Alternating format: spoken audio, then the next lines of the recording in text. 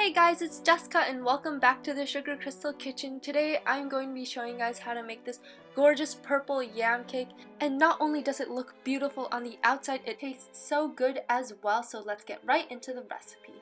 So the first thing you will need to do, of course, is to bake your purple yam at 350 degrees Fahrenheit for 30 minutes until you can stick a skewer completely through the yam to make sure that it's fully cooked.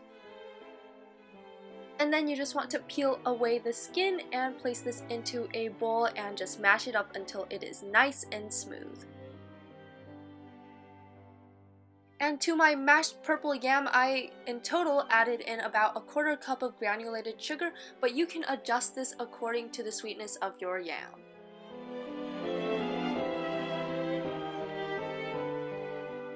And once you're done mixing through the sugar in your yam, go ahead and set that aside, and we're going to work on whipping up some whipped cream. So you just want to whisk 2/3 cup of heavy cream with a tablespoon of sugar until it reaches stiff peaks. And now to your purple yams, you just want to gently fold through all of this whipped cream mixture into it. And this is all that there is to the purple yam mousse filling that we have for this cake. And now you just want to wrap this in some plastic wrap and place this into the fridge for at least an hour to rest up while we work on the rest of the cake.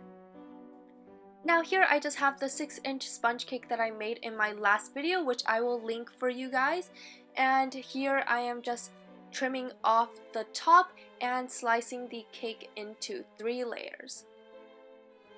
Now place your first layer of cake onto the cake turntable and soak it in some simple syrup. It's just equal parts of sugar and water that are microwaved together. And what this does for your cakes is it makes it very nice and moist. And here I'm just piping a rim of my Italian meringue buttercream, and I will link that for you as well. And this will just help us to keep in the purple yam filling, which you can see I am adding in right here, and you just want to smooth this out until it is nice and flat. Now repeat this process one more time, soaking your cake with that simple syrup, piping on the buttercream, filling it with the purple yam mousse, and then just topping it off with that last layer of sponge cake.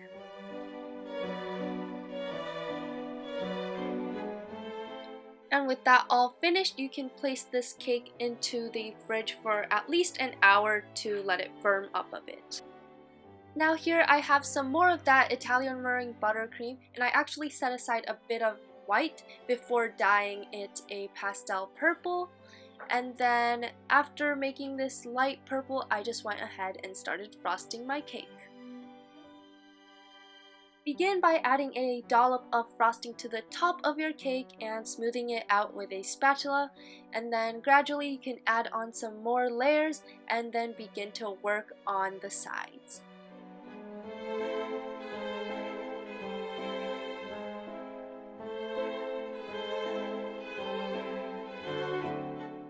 As you can see here, I'm just working on applying some frosting to the sides to cover up the cake.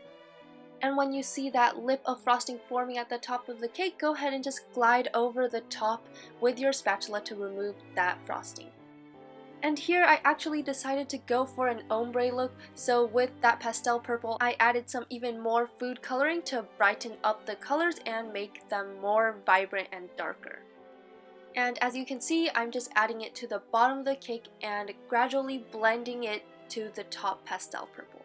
Don't forget to clean up your turntable. And then lastly, I just took my offset spatula and ran it around the sides of the cake while turning the turntable very quickly to create this lovely pattern. And with that white buttercream that I set aside earlier, I am just piping 6 swirls for my strawberries that I am going to place on. I personally love adding fresh fruit to my cakes because it just gives that nice tart contrast to the sweetness. And then to adorn my cake even more, I'm just adding on some chocolates and blackberries. And that is all for this lovely purple yam cake. You guys should definitely try this out because the sponge cake and the purple yam mousse Their textures are just a beautiful combination, and the tart fruits and the colors, they are just all so beautiful. So don't forget to give me a like and subscribe and try out this recipe, and let me know if you do, because this recipe is honestly so good. And thanks for watching, you guys, and I will see you all next time. Bye everyone!